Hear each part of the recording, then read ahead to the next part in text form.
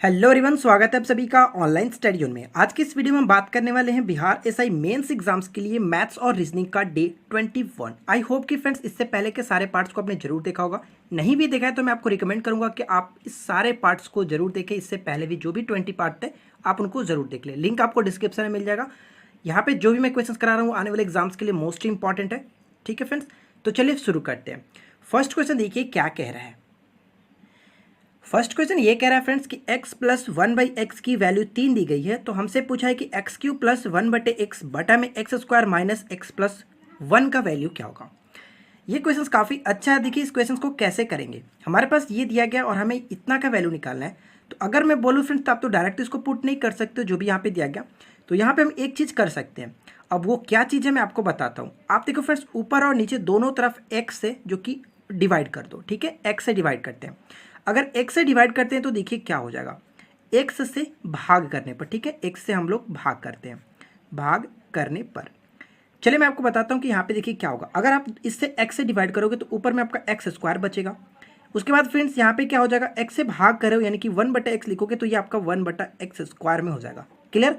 नीचे क्या हो जाएगा, आप वापस में नीचे में x से भाग करोगे तो यहाँ पे x बचेगा, माइनस में 1 और प्लस में 1/x हो जाएगा। यहाँ तक कोई दिक्कत बिल्कुल नहीं। इसके बाद हम क्या कर सकते हैं उसको देखिए। इसके बाद हम एक चीज़ कर सकते हैं फ्रेंड्स, देखिए इसको मैं ये कह सकता हूँ। देखिए थोड़ा सा ऊपर कर लेते हैं इसको। यहाँ पे मैं इस तरह से लिख सकता हूँ x प्लस 1/x का होल स्क्वायर और माइनस में 2 लिख सकता हूँ। इसको हम लोगों ने तोड़ के जस्ट इसको लिख दिया, कोई दिक्कत नहीं है कि वापस यही चीज़ आ जाएगा। नीचे हम लोग इसको थोड़ा सा सजा कर लिख लेते हैं x प्लस 1/x और माइनस में 1। इसको मैंने यहाँ पे लिख दिया, इसको इधर कर दिया। ठीक है, यहाँ पे हमें x प्लस 1 की वैल्यू दी गई है, ये हम यहाँ पे 3 रखते हैं, स्क्वायर कर देते हैं, माइनस में 2 और बटा में फिर से 3 और माइनस में 1। ठीक है फ्रेंड्स, इसके बाद क्या हो सकता है देखिए, इसके बाद हो जाएगा 3 क्या 9 और माइनस में 2 और नीचे आपका 2, यानी कह सकते हैं कि 7/2 इस क्वेश्चन का राइट आंसर हो जाएगा। ठीक है फ्रेंड्स, उम्मीद करता हूं कि आपको ये चीज़ समझ में आ गई होगी इस क्वेश्चन को कैसे करते हैं। जब भी इस टाइप का क्वेश्चन हो तो आपको करना क्या होता है कि यहाँ पे देखिए अगर डायरेक्ट पुट होता है तो अच्छी बात है, लेकिन अगर नहीं होता है तो आप कोशिश कीजिए कि या तो x से डिवाइड करेंगे या फिर x से गुना होता है, यहाँ पे यही करना होता है। तो फ्रेंड्स इस क्वेश्चन का राइट आंसर होगा 7/2। बढ़ते हैं नेक्स्ट क्वेश्चन की तरफ। सेकंड नंबर क्वेश्चन कह रहा है कि एक लंबवृत्तीय शंकु के आधार और ऊंचाई को दुगना कर दिया जाए तो शंकु का नया जो आयतन होगा वो क्या होगा। देखिए यहाँ पे हमें करना क्या है, मान के चलिए कि आपके पास शंकु का जो त्रिज्या था वो पहले r था और ऊंचाई जो पहले था वो h था। लेकिन अब क्या कह रहा है, जब नया त्रिज्या का बात की जा रही है तो नया त्रिज्या अगर कर रहा है कि दोगुना कर दिया यानी कि 2r हो जा रहा है और ऊंचाई भी दोगुना कर दिया जा रहा है 2h।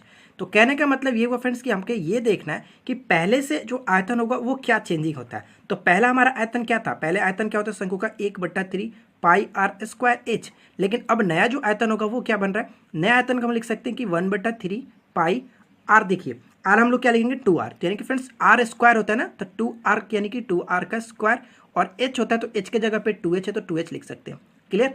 यहाँ पे देखिए क्या हो सकता है 1/3 पाई और यहाँ देखिए 2 दूना 4 r² और यहाँ पे 2h। अगर मैं इसको बोलूँ इस तरह से लिख लो, 8 को इधर लाते हैं यानी 4 दूना 8 और वापिस आपका सब जैसे फॉर्मूला में होता है उस फॉर्मूले को हम बैठाते हैं 1/3 पाई r² h।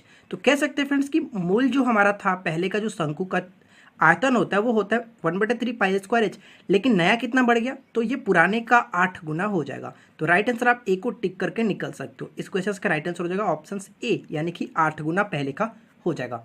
ठीक है फ्रेंड्स, आगे बढ़ते हैं। यहाँ पे मैं दो चीज़ आपसे बताना चाहता हूँ कि आप इस फॉर्मूले को याद रखेंगे। शंकु का जो आयतन होता है ये फॉर्मूला होता है, आप इसको याद रखेंगे। ठीक है फ्रेंड्स, अगर शंकु का पृष्ठीय क्षेत्रफल पूछे तो आप इसको याद रखेंगे पाई आर एल। ये दो फॉर्मूले पे हमेशा क्वेश्चन आपको देखने को मिलता है, तो इस दोनों फॉर्मूले को आप अच्छे से याद रखिएगा। ठीक है, आगे बढ़ते हैं। थर्ड क्वेश्चन कह रहा है कि x = 5 प्लस 2√6 दिया गया और आपसे पूछा है कि √x प्लस 1/√x की वैल्यू क्या होगी। चलिए इसको बनाते हैं, कैसे बनाना है। तो क्वेश्चन हमारा यही था कि x = दिया गया 5 प्लस 2√6 और हमसे पूछा गया कि √x प्लस 1/√x की वैल्यू क्या होगी। इस क्वेश्चन को कैसे करेंगे। देखिए फ्रेंड्स, मैं आपको एक चीज़ बोलूँगा कि आप सबसे पहले तो ये लिख लो, जो दिया गया उसको पहले लिख लेते हैं। इसके बराबर में मान लेता हूँ कि p होगा, कोई ना कोई चीज़ आता होगा, यानी कि इसकी वैल्यू p के बराबर आ रही होगी। अब यहाँ पे क्या करना है आप, मैं इसलिए बोल रहा हूँ ताकि आपको रूट से बाहर छुटकारा मिल सके। अब यहाँ पे मैं बोलूँ कि दोनों तरफ स्क्वायर कर लो। ठीक है फ्रेंड्स, बोथ साइड स्क्वायरिंग करने पे क्या होगा, बोथ साइड स्क्वायरिंग करते हो तो देखिए क्या होता है, √x प्लस 1/√x का बोथ साइड हम स्क्वायर करते तो ये कंडीशन हमारे पास आ जाएगा। इस तरह से करेंगे। उसके बाद क्या कर सकते हैं, ए प्लस बी का होल स्क्वायर तोड़ लो तो एक्स प्लस 1/x और प्लस में 2 हो जाएगा। ठीक है, यहाँ तक कोई दिक्कत नहीं। अब मैंने ऐसा क्यों किया था, अब मैंने फ्रेंड्स ऐसा इसलिए किया ताकि आपको ईजिली रूट से छुटकारा मिल सके और आप यहाँ से काफ़ी अच्छे तरीके से निकाल सकते हो। देखिए, हमें x और प्लस 1/x की वैल्यू पता चल जाए तो हम यहाँ पे ईजिली निकाल सकते हैं। देखिए कैसे निकालेंगे। अगर मैं बोलूँ फ्रेंड्स, आपके पास दिया गया कि x equal to 5 plus root X, तो मैं ये कह सकता हूँ कि 1/x की वैल्यू जो होगी वो 5 माइनस 2√6 होगी। और ये मैं कई बार आपको बता चुका हूँ कि किस तरह से होता है। अगर आपने नहीं देखा तो मैं आपको एक चीज़ बोलूँगा कि आप हमारे प्रीवियस वीडियो को ज़रूर देख लें। ठीक है, अब देखिए x की वैल्यू हमारे पास था 5 प्लस 2√6 और हमारे पास 1/x की वैल्यू 5 माइनस 2√6 आ गया। अब यहाँ पे मैं वैल्यू को पुट कर देता हूँ। यहाँ पे वैल्यू को पुट करेंगे तो कैसे होगा, देखिए x की वैल्यू मैं रख देता हूँ 5 प्लस 2√6 और यहाँ पे प्लस का साइन है, प्लस दिया। उसके बाद 1/x की वैल्यू 5 माइनस 2√6 ये मैं रख दिया और 2 का 2 ये हो जाता है बराबर में आपका p²। ठीक है, अब देखिए यहाँ से माइनस 2√6 प्लस 2√6 खत्म, 5 5 10 और 2 12, 12 इक्वल टू p²। यानी कह सकते हैं कि p की जो वैल्यू है वो क्या है, √12 और √12 का मतलब 2√3। ठीक है फ्रेंड्स, 2√3। अब ये p का मान है, p किसका था, p का मान हम लोगों ने माना क्या था, p का मान हम लोगों ने माना है √x प्लस 1/√x, यही तो माना था, यानी कि 2√3। तो क्वेश्चन आप देख लीजिए, यही पूछा गया था, आप इजिली निकाल सकते हो। आपको रूट करने का कोई इसमें झंझट नहीं पड़ेगा। आप इस तरह से करिएगा तो आप आसानी से कर सकते हैं। क्लियर फ्रेंड्स, उम्मीद करता हूं कि आपको ये चीज़ समझ में आ गई होगी। इस क्वेश्चन का राइट आंसर होगा 2√3। बढ़ते हैं नेक्स्ट क्वेश्चन की तरफ। अगला प्रश्न ये कह रहा है कि किसी धनराशि पर एक निश्चित दर प्रति वर्ष पर 2 वर्ष का चक्रवृद्धि ब्याज 2050 रुपये है और उतनी ही धनराशि पर उतनी ही दर पर 3 वर्ष का साधारण ब्याज 3000 रुपये है। तो हमें ये बताना है कि कुल धनराशि कितनी है। ठीक है फ्रेंड्स, यानी हमें प्रिंसिपल निकालना है, मूलधन निकालना है। तो चलिए इस क्वेश्चन को कैसे करते हैं, सबसे पहले आप इस चीज़ को समझिए।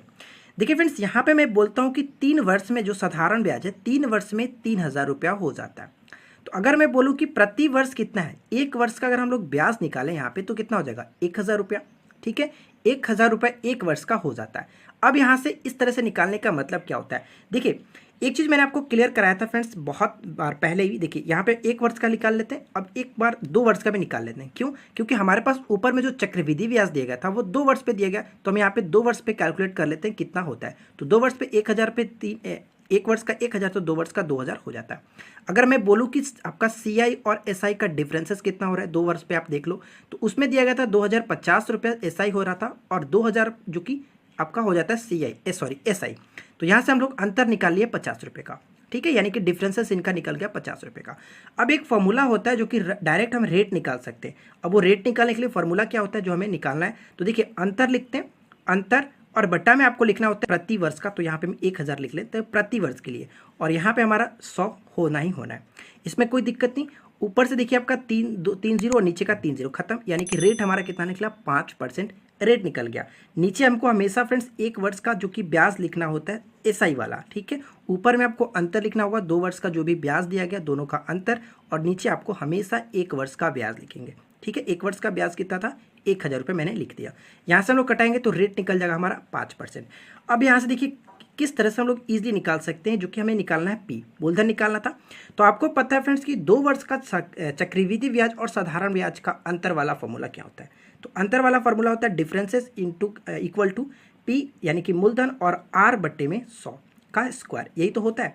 आपको पता है कि 2 वर्ष का जो चक्रवृद्धि ब्याज और साधारण ब्याज का फॉर्मूला होता है यही होता है, जो कि प्री में आपका क्वेश्चन देखने को मिला था यहाँ पे 3 ईयर्स के लिए। तो ये 2 वर्ष का होता है। अब यहाँ से हम लोग देखिए निकालते हैं कैसे। ठीक है फ्रेंड्स, थोड़ा सा इसको ऊपर कर लेते हैं। देखिए इसके बाद हम लोग क्या कर सकते हैं, यहाँ पे करेंगे डी का हमारे पास अंतर कितना था, 50 रुपये, तो मैं 50 रुपये अंतर लिख लेता हूँ। 2 वर्ष का अंतर 50 रुपया।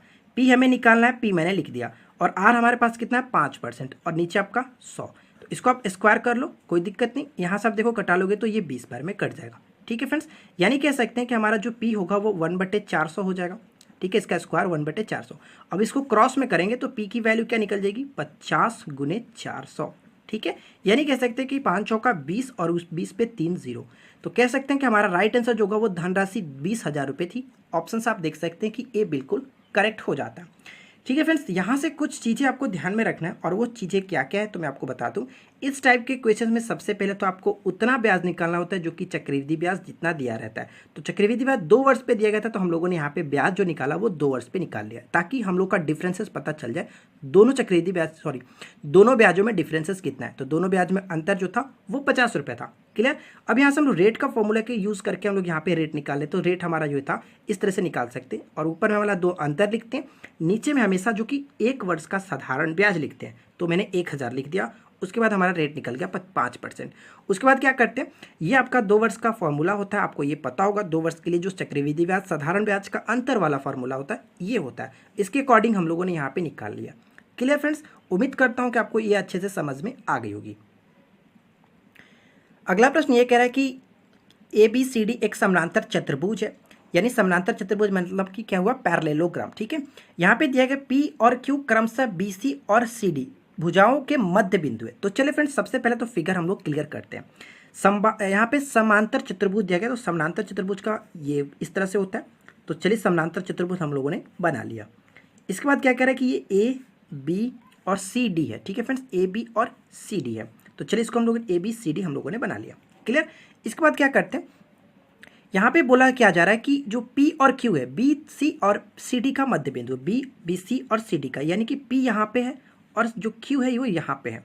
क्लियर, ये आपका क्लियर हो गया। उसके बाद देखिए क्या कह रहा है कि यदि त्रिभुज ABC का क्षेत्रफल 12 सेंटीमीटर दिया गया, यानी फ्रेंड्स ABC कहने का मतलब ये हुआ कि ABC का जो त्रिभुज का क्षेत्रफल है वो 12 सेंटीमीटर स्क्वायर दिया गया है। तो हमसे क्या पूछा है कि APQ यानी कि हमसे ये पूछा गया इसका क्षेत्रफल क्या होगा, APQ का क्षेत्रफल, इसका क्षेत्रफल क्या होगा। ठीक है, यानी कि APQ का क्षेत्रफल हमसे पूछा गया। देखिए फ्रेंड्स, इस क्वेश्चन को बनाने का डायरेक्ट एक फॉर्मूला होता है, यानी कि वो फॉर्मूला क्या होता है मैं आपको वो तरीका बताता हूँ, आप उसको याद रखेंगे और ईजिली कर सकते हैं। देखिए यहाँ पे अगर जो आप देख रहे हैं कि त्रिभुज APQ, ठीक है, इसका हमें निकालना है, तो मैं ये कह सकता हूँ कि त्रिभुज APQ, ठीक है फ्रेंड्स, APQ जो क्षेत्रफल होता है वो क्या होता है कि टोटल 3/8, ठीक है, 3/8, और ये कितना होता है पूरे चतुर्भुज का, यानी कि पूरे चतुर्भुज का 3/8 होता है एक त्रिभुज। ठीक है, तो यहाँ पे हम लिख सकते हैं चतुर्भुज ABCD। क्लियर, यहाँ से आपको ये फॉर्मूला याद रखना है, ये डायरेक्ट आपका फॉर्मूला होता है। क्लियर, इस फॉर्मूले का आप याद रखेंगे कि किसी चतुर्भुज में अगर इस तरह सा फिगर बनता है APQ, तो आप यहाँ से डायरेक्ट निकाल सकते हो 3/8 करके और पूरे चतुर्भुज का 3/8। ठीक है, अब देखिए यहाँ पर यूज़ कैसे करते हैं।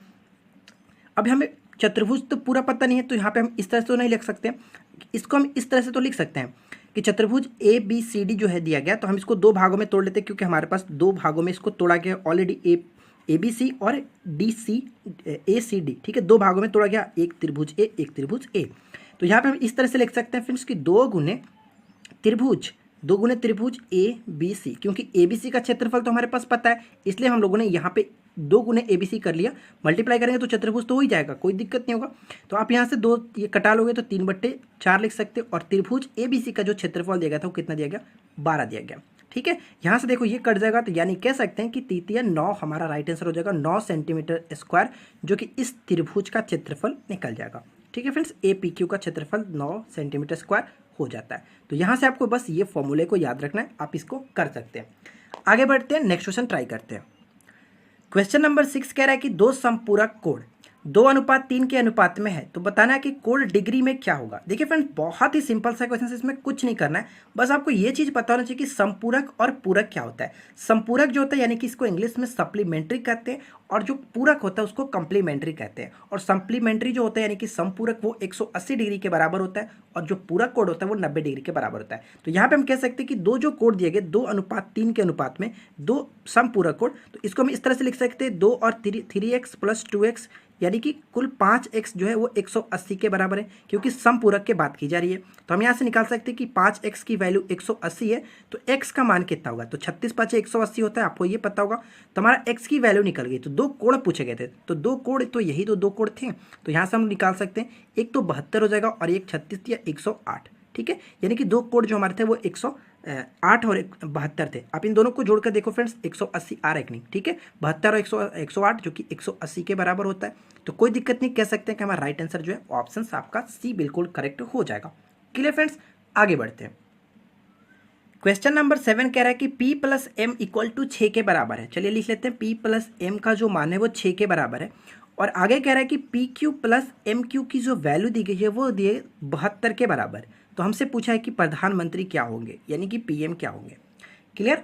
देखिए यहाँ पे हम लोग पीएम कैसे निकालेंगे, कह सकते हैं फ्रेंड्स, आप इसको हमें यहाँ पे कैलकुलेट करना होगा, इसी के तोड़ करके हमें निकाल सकते हैं। तो यहाँ पे आप देखोगे तो ए क्यू प्लस बी क्यू का फॉर्मूला बन रहा है, तो हम यहाँ पे इस तरह से लिख सकते हैं कि ए प्लस बी का होल क्यू माइनस 3ab, ठीक है, 3ab हो गया इंटू ए प्लस बी, ठीक है फ्रेंड्स, ए प्लस बी, और राइट साइड में आपका 72 का 72 ज्यों का त्यों हो जाता है। यानी हम लोगों ने ए क्यू प्लस बी क्यू को तोड़ लिया, ये फॉर्मूला के थ्रू तोड़ लिया।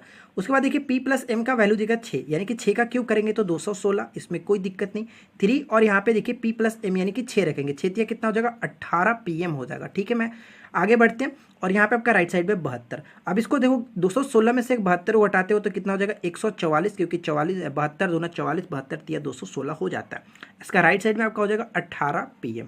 उसके बाद यहाँ पे करेंगे तो pm हमें निकालना है फ्रेंड्स, तो pm करते होगा 18। तो एक चीज़ हम यहाँ पे कह सकते हैं फ्रेंड्स कि जो 18 और 18 8 कितना होता है 44 से, 18 8 44 से, तो यानी कि p प्लस एम की वैल्यू जो होगी वो 8 के बराबर हो जाएगी। ठीक है फ्रेंड्स, अगला क्वेश्चन बनता है कि sec theta plus tan theta की वैल्यू 5 के बराबर दी गई है। तो हमसे पूछा है कि टेन थीटा प्लस 1 बटा में टेन थीटा माइनस 1 की वैल्यू क्या होगी।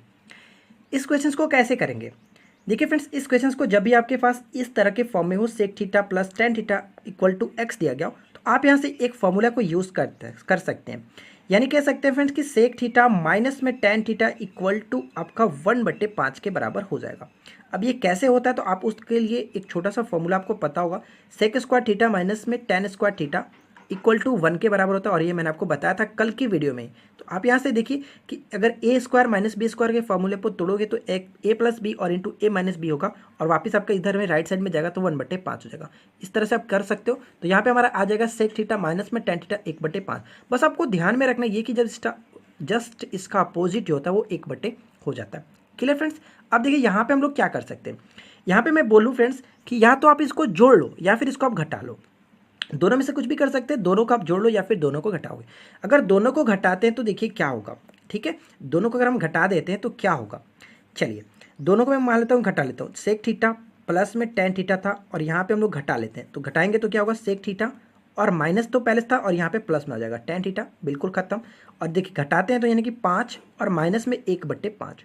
क्लियर, कोई दिक्कत नहीं होगा, दोनों तरफ हम लोगों ने घटा लिया। तो यहाँ से देखिए आपका minus sec theta plus sec theta खत्म, क्योंकि फ्रेंड्स यहाँ पे हम लोग घटाया क्यों, क्योंकि हमें जो वैल्यू निकालना है वो टेन के रूप में निकालना है। अगर आप इसको जोड़ देते तो सेक के रूप में निकलता, लेकिन फिर आपको आगे चल करके क्या करना पड़ता कि फिर उसको लंब और कर्ण पे तोड़ करके फिर आपको टेन निकालना पड़ता। ठीक है, तो यहाँ से हम लोग डायरेक्ट घटा लेंगे ताकि हमको सेक खत्म हो जाए, टेन के रूप में मिल जाए। तो यहाँ पे देखिए अगर एक टेन और एक टेन, 2 टेन हो गया, तो यहाँ पे लिख सकते हैं कि 2 tan थीटा इक्वल टू 5 बचे 25 में से एक जगह 24/5। क्लियर, अब इसको ऊपर में घटा देंगे तो 12। अब देखिए फ्रेंड्स tan थीटा की जो वैल्यू आ गई 12/5 आ गई। क्लियर, अब यहाँ पे जस्ट हम इसको वैल्यू को पुट कर देंगे, तो कह सकते हैं कि 12/5 प्लस में आपका 1 और नीचे 12/5 माइनस में 1, तो ये क्या हो जाएगा 12 और 5 17/5 तो कट ही जाएगा, और यानी कि यहाँ पे 12 में से जो कि 5 जाएगा तो 7। तो कह सकते हैं कि हमारा जो राइट आंसर होगा वो 17/7 बिल्कुल करेक्ट आंसर हो जाएगा। क्लियर, अगर कोई दिक्कत हो तो आप नीचे कमेंट करके बताइएगा, हम नेक्स्ट वीडियो में पूरी कोशिश करेंगे कि अगली बार फिर से इस क्वेश्चन को लेकर के आपको समझाएं। ठीक है फ्रेंड्स, तो इसका राइट आंसर होगा 17/7। आगे बढ़ते हैं, क्वेश्चन नंबर 9 क्या कह रहा है कि एक समचतुर्भुज यानी फ्रेंड्स की एक रंबस दिया गया, ठीक है, इंग्लिश में रंबस कहते हैं। एक समचतुर्भुज की प्रत्येक भुजा 26 सेंटीमीटर है, तो इसका विकर्ण भी दिया गया 48 सेंटीमीटर। तो हमें एरिया निकालना है। सबसे पहले आपको पता होगा फ्रेंड्स कि जो रंबस होता है उसका एरिया कितना होता है, एरिया होता है d1 गुने d2। ठीक है फ्रेंड्स, मैं आपको सबसे पहले तो एरिया बताता हूँ कि d1 गुने d2 होता है। आपके पास एक विकर्ण तो दिया गया, एक डायगोनल दिया गया, लेकिन सेकंड डायगोनल नहीं दिया गया। तो चलिए सेकंड डायगोनल निकालते हैं कि कैसे निकालेंगे। तो सबसे पहले रंबस में आपको बताता हूँ कि रंबस क्या होता है, जिसकी चारों भुजाएं फ्रेंड्स बराबर होती है। ठीक है, चारों भुजाएं इस तरह से इक्वल होता है, और इसकी एक साइड जो दी गई थी वो कितने 26 दी गई, तो यानी कि कुल साइड कहेंगे तो 26 है, इसमें कोई दिक्कत नहीं। इसका जो विकर्ण दिया गया, एक विकर्ण की अगर लंबाई की बात करें तो देखिए यहाँ पे 2 विकर्ण बनेंगे। क्लियर, तो पहला विकर्ण अगर मान लीजिए कि ये विकर्ण लेकर चलते हैं, छोटा वाला विकर्ण, तो चलिए बड़े वाला विकर्ण लेते हैं। तो बड़ा वाला विकर्ण अगर हम लेते हैं तो फ्रेंड्स इसको लेते हैं, तो ये हमारा 48 दिया गया था टोटल। तो 48 जब दिया गया था तो हम इसको कह सकते हैं कि 48 जब टोटल है तो जब इसको 2 भागों में बांटेंगे तो एक तो 24 होगा, एक 24 होगा, यही तो 48 हुआ। अब यहाँ से हम ये चीज़ कह सकते हैं कि यहाँ पे देखिए हमारा जो कि राइट एंगल बन जाएगा। तो ये हमारा जो कि लंब हो गया और ये हमारा बेस हो जाएगा और ये आपका हाइपोटेनस यानी कि कर्ण हो जाएगा। तो अगर हम देखें ट्रिपलेट क्या होता है कि 26 और 24, 26, 24 और 10 ट्रिपलेट होता है। ठीक है फ्रेंड्स, ट्रिपलेट आपको पता होना चाहिए कि 10, 24 और 26 ट्रिपलेट होता है। अगर आपको ये चीज़ नहीं याद है तो आप यहाँ से निकाल भी सकते हो, कोई दिक्कत नहीं होगा। आप इस तरह से निकाल सकते हो कि 26 का स्क्वायर 24 का स्क्वायर प्लस x का स्क्वायर। यहाँ से देखो 26 का स्क्वायर करोगे तो कितना होगा 676, कोई दिक्कत नहीं। 24 का स्क्वायर करेंगे तो 576 प्लस में एक्स स्क्वायर, और यहाँ से देखिए वापिस इधर घटेगा तो कितना हो जाएगा 100 और राइट साइड में आपका एक्स स्क्वायर। तो कह सकते हैं कि एक्स का मान जो आएगा वो 10 के बराबर। तो हमारा जो एक्स था वो क्या है 10 आया ना। तो इस तरह से आप ट्रिपलेट को याद रख सकते हो कि 10, 24, 26 होता है। तो देखिए फ्रेंड्स, जब हमारा ये 10 आया तो ये जब 10 है तो ये भी 10 हुआ। तो कह सकते हैं कि जो हमारा D2 हुआ डायगोनल 2, ये टोटल कितना हो गया 20 हो जाएगा। ठीक है, अब यहाँ से हम लोग ईजिली निकाल सकते हैं। हमारे पास D1 तो पहले से 48 दिया गया था, D2 हम लोगों ने निकाल लिया। तो चलिए हम इसको फॉर्मूले के थ्रू निकाल लेते हैं।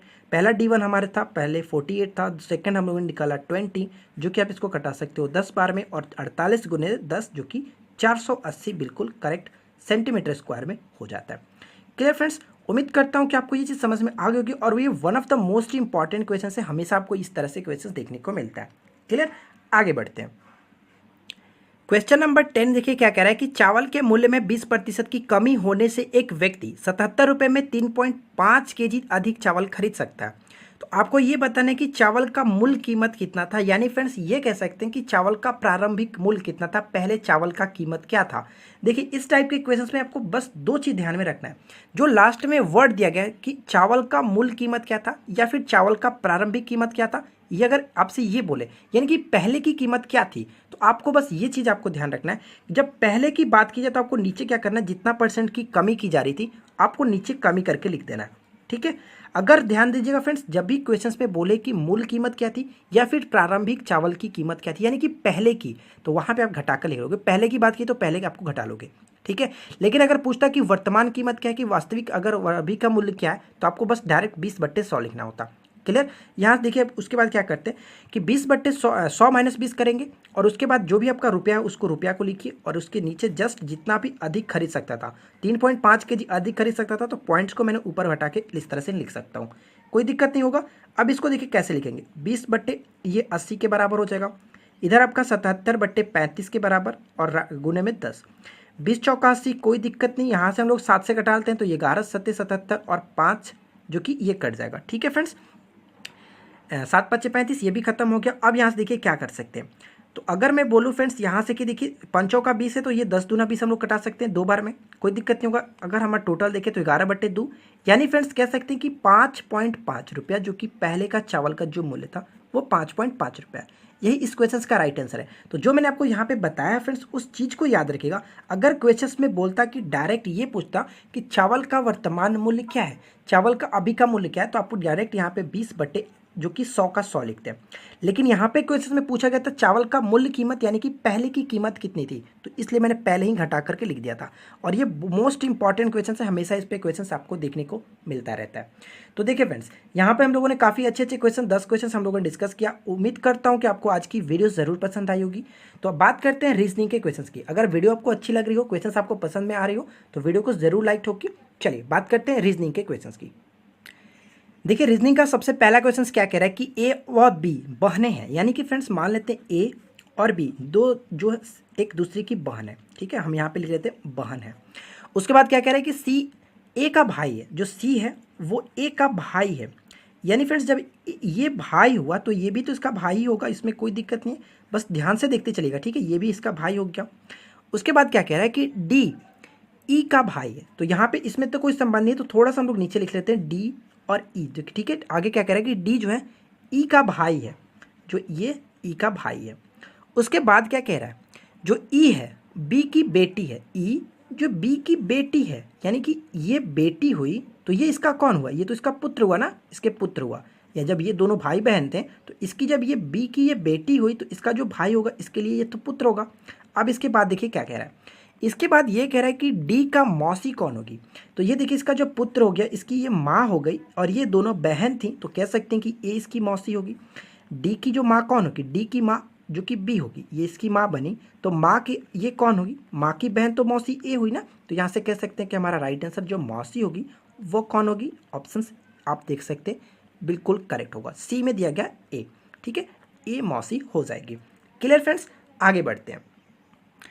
तो यहाँ पे हमें मिसिंग नंबर निकालना है कि यहाँ पे हमारा क्या कौन सा मिसिंग नंबर आएगा। तो सबसे पहले आप इस पैटर्न को समझिएगा। देखिए फ्रेंड्स, मैं आपको ये मान के चलता हूँ कि आप लोग रीजनिंग या फिर मैथ्स के क्वेश्चन सबसे पहले खुद से बनाने की कोशिश करते हैं, उसके बाद देखते हैं, क्योंकि यहाँ पे आप प्रैक्टिस के थ्रू लगाते हैं। खुद से पहले बनाने की कोशिश कीजिए, या फिर आप देखिए कि हम लोग जो मेथड यूज़ करते हैं क्या आप वही यूज़ करते हैं, किस तरह से करना है। क्लियर, तो सबसे पहले खुद से कोशिश कीजिए इसको बनाने का। तो उम्मीद करता हूँ कि आप लोगों ने ट्राई कर लिया होगा। देखिए यहाँ पे क्या किया गया, आप इस पैटर्न को देखिएगा और यहाँ पे देखिए फ्रेंड, तो ये दौड़ करके 18 लिखा गया। ठीक है, 7 6 13, 13 5 18, इसको भी देखिएगा तो 8 8 16 और 2 18, तो कह सकते हैं कि यहाँ पे जो आना चाहिए वो 18 आना चाहिए। तो देखिए 9 और 4 कितना होता है 13, 13 में कितना जोड़ेंगे 18 आएगा तो 5, कह सकते हैं कि यहाँ पे जो आएगा वो 5 के बराबर आएगा, राइट आंसर आपका हो जाएगा 5। क्लियर फ्रेंड्स, आगे बढ़ते हैं। देखिए नेक्स्ट क्वेश्चन में क्या कह रहा है कि समान गुण कौन प्रदर्शित कर रहा है, जिस तरह की, यानी कि यहाँ पे 5 26 और यहाँ पे क्या दिया गया 677। तो आपसे बताना है फ्रेंड्स, इसी तरह से चारों ऑप्शंस में से कौन मैच करता है। तो सबसे पहले इस पैटर्न को हम लोग देख लेते हैं कि क्या क्या इसमें क्या मैच कर रहा है। तो ये बोलो कि 5 का स्क्वायर करके 1 बढ़ाया गया। ठीक है, 5 का स्क्वायर करके 1 बढ़ा दिया गया। तो यहाँ पर भी वही किया कि 26 का स्क्वायर करेंगे तो कितना होता है, 26 का स्क्वायर 676 और उसमें 1 ऐड कर दिया गया। तो आप उसी तरह से ऑप्शन ए को देखिए, अगर ए ऑप्शन को उठाते हैं 2 1 2 5, ठीक है, यहाँ पे अगर ए का स्क्वायर करते हैं तो उसमें 1 जोड़ेंगे तो 2 आ जाएगा, कोई दिक्कत नहीं होगा। फिर अगर 2 को उठाते हैं, 2 का स्क्वायर करोगे तो 4 आएगा। ठीक है, 2 का स्क्वायर अगर 1 जोड़ते हैं तो 4 प्लस में 1। तो कह सकते हैं कि सेम टू सेम जो ये पैटर्न फॉलो कर रहा है उसी तरह से ऑप्शन ए भी फॉलो कर रहा है, कोई दिक्कत नहीं होगा, इसलिए राइट आंसर हमारा ऑप्शन ए करेक्ट हो जाता है। ठीक है फ्रेंड्स, आगे बढ़ते हैं। देखिए फ्रेंड्स, यहाँ पे आपका एक सीरीज दिया गया और आपको बताना है कि यहाँ पे जो मिसिंग पॉइंट्स दिए गए हैं वो आपके यहाँ पे कौन कौन से लेटर आएंगे। तो इसको बनाने के लिए सबसे अच्छा जो मेथड ये होता है, सबसे पहले आप इसको गिन लो कि ये कितना है। तो गिनोगे कितना, तो 1 2 3 4 5 6 7 8 9 10 11 12, यानी फ्रेंड्स ये टोटल 12 है। जब ये 12 है इस तरह से आता है तो आप इसको इक्वली भाग में डिवाइड करो, यानी कह सकते हैं कि 1 2 3 4 को यहाँ पे एक डिवाइड कर देते हैं, 1 2 3 4 यहाँ पे एक डिवाइड करते हैं। अब ये चारों एक भाग में बट गया। इस तरह से करने से क्या होता है कि ये ईजिली हो जाते हैं। क्लियर, यहाँ पे अब देखिए हम लोग किस तरह से करेंगे। देखिए फ्रेंड्स, यहाँ पे अगर हम ध्यान दें तो यहाँ पे क्या आ रहा है, तो यहाँ पे अगर हम देखें तो फ्रेंड्स देखिए डी के बाद ए आ रहा है। तो डी के बाद अगर हम ए को पुट करें, कहाँ कर सकते हैं, डी के बाद ए। तो चलिए यहाँ पे देखिए डी के बाद ए, तो ए यहाँ पे रख लेते हैं। क्लियर, अब इसके बाद देखिए क्या है कि बी के बाद डी आ रहा है, तो बी के बाद डी आ रहा है, तो यहाँ पे हम एक और डी लगाते हैं, कोई दिक्कत नहीं हो रहा। इसके बाद हमें इस चीज़ को क्या कर सकते हैं, यहाँ पे अगर देखें तो डी डी ए आ रहा है, तो अगर इस तरह से देखें तो यहाँ पे ये चीज़ कर सकते हैं कि B B D D, B B D D, तो डबल यानी कि सब डबल रिपीट हो रहा है, तो यहाँ पर भी डबल कर देते हैं, यहाँ पर भी डबल करते हैं। अब यहाँ पे देख सकते हैं कि क्या ये सब डबल हो गया, तो double B double D double A double B double D double A, यानी फ्रेंड्स कह सकते हैं बिल्कुल करेक्ट, इसमें कोई दिक्कत नहीं, आप इस तरह से फॉलो कर सकते हो। तो हमने क्या क्या भरा, तो बी भरा यहाँ पे, उसके बाद हम लोगों ने डी भरा, उसके बाद ए भरे, फिर इसके बाद बी भरे और ए भरे। तो आप देखिए कि ऑप्शंस किस में मैच कर रहा है, ऑप्शंस को आप देखिए फ्रेंड्स किस में मैच कर रहा है। तो हम लोगों ने क्या क्या भरा है, तो बी डी और यहाँ पे ए भी भरा है और उसके बाद ए भरा है। ऑप्शन ए को देख सकते हैं, कोई दिक्कत नहीं होगा। ठीक है, आगे बढ़ते हैं। अगला क्वेश्चन क्या बन रहा है कि ये एक सीरीज दिया गया और हमें बताना है कि मिसिंग नंबर क्या होगा। देखिए फ्रेंड्स, मिसिंग नंबर इस तरह से कैसे निकालेंगे, तो पैटर्न को समझते हैं। पैटर्न में क्या किया गया कि गुना 3 -1, ठीक है, गुना 3 -1, गुना 3 -3 और फिर से गुना 3 और -5, यानी कह सकते हैं फ्रेंड्स गुना तो 3 से हो रहा है, लेकिन यहाँ पे -1 कम हो रहा है, -3 कम हो रहा है, -5 कम हो रहा है और -7, तो यहाँ पे -9 होगा। गुना तो सब में 3 होगा। क्लियर, यानी कि गुना करेंगे 3 और -1 करेंगे, गुना करेंगे 3 11 33 -3 30 30 90 90 -3 90 -5 85। और उसी तरह से यहाँ पे भी किया गया, 3 से गुना करके 7 घटाया गया, तो यहाँ पे हम लोग क्या करेंगे 248 को 3 से गुना करके 9 घटाते हैं। चलिए घटाते हैं, 248 को 3 से गुना करेंगे तो कितना होगा, 8 3 24 24 3 72 और 72 और 4 77। क्लियर, 77 आ जाएगा। फिर से देख लेते हैं, चलिए 4 नहीं, यहाँ पे हमें 2 ऐड करना है। ठीक है, 8 3 24 और 2 24 3 72 और 4 74। ठीक है, 744 में से अगर हमें क्या घटाना है कि यहाँ पे कितना घटाना होगा, 9 घटाना है, तो 9 घटाएंगे, 14 में से 9 जाएगा तो कितना बचेगा, जो कि बिल्कुल करेक्ट आंसर होगा आपका 735। ठीक है फ्रेंड्स, 735 आपका राइट आंसर हो जाएगा। उम्मीद करता हूँ फ्रेंड्स आपको ये सीरीज समझ में आ गई होगी, इस क्वेश्चन को कैसे करना था। आगे बढ़ते हैं। देखिए नेक्स्ट क्वेश्चन क्या दिया गया, मेजरमेंट दिया गया और आपसे बताना है कि इससे कौन सा जो कि वर्ड जो चारों ऑप्शंस में से बनाया जा सकता है। तो ऑप्शंस ए को देखिए तो मास्टर दिया गया, पहला ऑप्शंस में देखिए मास्टर, तो MASTER बिल्कुल करेक्ट है, मास्टर बन सकता है, हमारा राइट आंसर भी ऑप्शन ए हो जाएगा करेक्ट आंसर। बाकी ऑप्शंस देख लेते हैं क्यों नहीं बन सकता है। देखिए फ्रेंड्स अगर बी ऑप्शंस को देखिएगा ध्यान से तो एस्योर दिया गया, और एस्योर के मैंने आपको बताया था कि इस टाइप के क्वेश्चंस में कोई भी लेटर को रिपीट नहीं किया जाता है, यानी एस इसमें एक बार आ रहा है, लेकिन ऑप्शंस में आपको एस्योर लिखने के लिए 2 बार एस चाहिए, इसलिए ये गलत हो जाता है। सी में देखिए क्या कहेगा, सी हम लोग क्यों नहीं कर सकते, क्योंकि यहाँ पे सबमिट में डबल एम आना चाहिए, लेकिन क्वेश्चंस में हमारा सिर्फ और सिर्फ मेजरमेंट में एक ही एम है, इस वजह से ये भी गलत हो जाता है। ऑप्शन डी को देखिए, डी में गलत क्यों हो जाता है, क्योंकि यहाँ पे मेंटल लिखा गया और मेंटल लिखने के लिए एल चाहिए, तो क्वेश्चंस में हमारा कहीं भी एल नहीं है, इस वजह से ये भी गलत हो जाता है। तो कुल मिलाकर देखें तो मास्टर हमारा बिल्कुल करेक्ट हो जाता है। ठीक है, आगे बढ़ते हैं। नेक्स्ट क्वेश्चन ये कह रहा है कि शैली ए स्थान से 4 किलोमीटर उत्तर की ओर जाती है। चलिए ये स्थान हो गया, ए जो है यहाँ से 4 किलोमीटर उत्तर की ओर जाती है, तो 4 किलोमीटर उत्तर में भेजा। उसके बाद क्या होता है कि बाएं मुड़कर के 3 किलोमीटर जाती है, तो इधर गई तो बाएं इधर होगा, इधर मुड़कर के 3 किलोमीटर और गई। उसके बाद क्या कह रहा है कि और बाएं मुड़कर 3 किलोमीटर जाती है, उस स्थल से वह प्रस्थान स्थल ए की और सीधे चलती है, यानी कि यहाँ से लेकर के जहाँ से उसने प्रस्थान चलना स्टार्ट किया था वहाँ तक डायरेक्ट जाती है। ठीक है, कितना चाहती है तो आपको ये बताना है। ठीक है फ्रेंड्स, आप देखिए एक चीज़ मैं आपको यहाँ से ये क्लियर कर दूँ, तो टोटल आपसे पूछ रहा है कि वो कितना किलोमीटर चली है।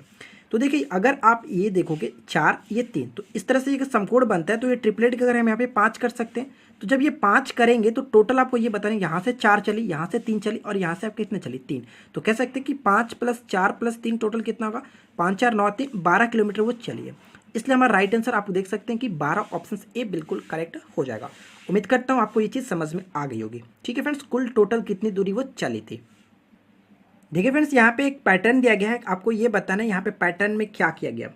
92 और यहाँ पे जो दिया गया 92 और 24, ये 58 लिखा गया। किस तरह से लिखा गया, हम ये कह सकते हैं कि अगर आप इन दोनों को जोड़ लो, 92 और 24 को जोड़ोगे तो कितना होगा 116।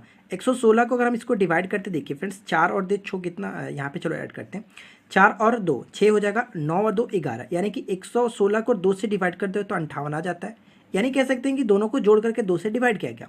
सेम टू सेम यहाँ पर भी करके देख लीजिए, 6 6 12 72 ये हो जाएगा, 72 को 2 से डिवाइड करोगे तो 36 आ जाता है। तो लास्ट में हम देखिए जो निकालना है उसको भी करके देख लेते हैं, तो 4 और 2 6 हो जाएगा, 8 और 3 कितना आ जाएगा 11, यानी फिर से 116 को 2 से डिवाइड करते हैं तो कहता है 58। तो कह सकते हैं कि 58 क्वेश्चन का राइट आंसर हो जाएगा। देखिए फ्रेंड्स यहाँ पर हम लोगों ने काफ़ी अच्छे अच्छे क्वेश्चंस को डिस्कस किया और आज के इस वीडियो में इतने ही सारे क्वेश्चन थे। उम्मीद करता हूँ कि आप लोगों को ये वीडियो जरूर पसंद आई होगी। अगर आपको वीडियो अच्छी लगी हो तो वीडियो को प्लीज़ लाइक कीजिए और साथ ही साथ अपने दोस्तों को शेयर कीजिए। चैनल पर पहली बार है तो चैनल को सब्सक्राइब करके नोटिफिकेशन बेल को ऑन कर लीजिएगा, इसी तरह की नेक्स्ट वीडियो आपको मिलती रहे। मिलते हैं नेक्स्ट वीडियो में। Thanks for watching, keep learning, have a good day.